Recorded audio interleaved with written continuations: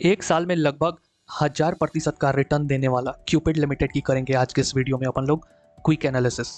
जानकारी के लिए आपको मैं बता दूं कि ये कंपनी सेक्सुअल हेल्थ से रिलेटेड प्रोडक्ट्स बनाती है, कॉन्डम्स, जेल्स और साथ में ही परफ्यूम इस कंपनी की मेजर प्रोडक्ट है।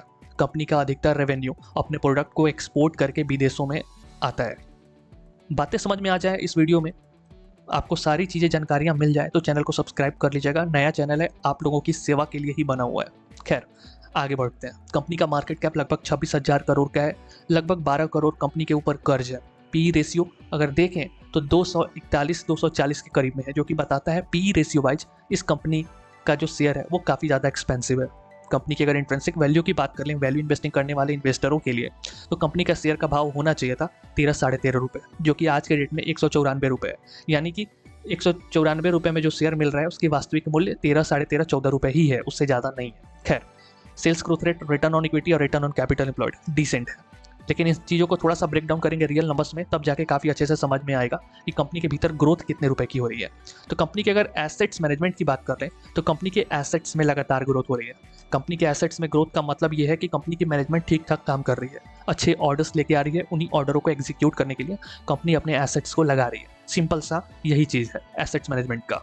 इसके अलावा इनकम की बात कर लें, लेकिन उससे पहले हम रेवेन्यू की बात कर लें तो लगातार कंपनी के रेवेन्यू में ग्रोथ देखने को मिल रहा है जून 2025 से लेकर मार्च 2026 के क्वार्टर रिजल्ट में। साथ में ही नेट इनकम में भी काफ़ी इजाफा हुआ है इस कंपनी का। अगर जून 2025 की बात कर लें तो 15 करोड़, सितंबर 2025 की बात कर लें तो 24 करोड़, 32 करोड़ दिसंबर में और साथ में 36 करोड़ 2026 के मार्च क्वार्टर में बनाई, जो कि बता रहा है कि कंपनी अपने प्रोडक्ट को दनादन बेच रही है और प्रॉफिट जनरेट कर रही है। कंपनी के कॉम्पिटिटर्स की बात कर लें तो कंपनी के कॉम्पिटिटर गोदरेज कंज्यूमर्स, मैरिको और डाबर जैसी कंपनियां हैं। इसके अलावा शेयर होल्डिंग पैटर्न जो है ये आपको थोड़ा सा परेशान करेगा, क्योंकि कंपनी का जो मेजर स्टेक होल्डर है वो रिटेल निवेशक है। कंपनी के भीतर कोई भी इंस्टीट्यूशन का इन्वेस्टमेंट बहुत ज़्यादा नहीं है, बहुत मिनिमम इन्वेस्टमेंट है फॉरेन इंस्टीट्यूशन का इस कंपनी के भीतर, बहुत ही कम इन्वेस्टमेंट है डोमेस्टिक इंस्टीट्यूशन का, बहुत ही कम इन्वेस्टमेंट है म्यूचुअल फंड का इस कंपनी के भीतर। बाकी प्रमोटर के जो स्टेक हैं जो 46% दिख रहे हैं, उसमें से भी 11.41% जो स्टेक हैं उसको कंपनी ने प्लेज करके उसके एवज में पैसा उठाया है, जो कि अगेन एक रेड फ्लैग के तौर पर कंसिडर किया जाता है। खैर, सारी जानकारी आपको मिल चुकी है। किसी भी तरीके का निवेश करने से पहले एक बार अपने वित्तीय सलाहकार से परामर्श ले लीजिएगा। ये कंपनी निवेश करने के ख्याल से नहीं है, ये कंपनी आपके पोर्टफोलियो में रखा जा सकता है अगर आपको स्विंग ट्रेड करना है तो, मोमेंटम देख के ट्रेडिंग करनी है तो।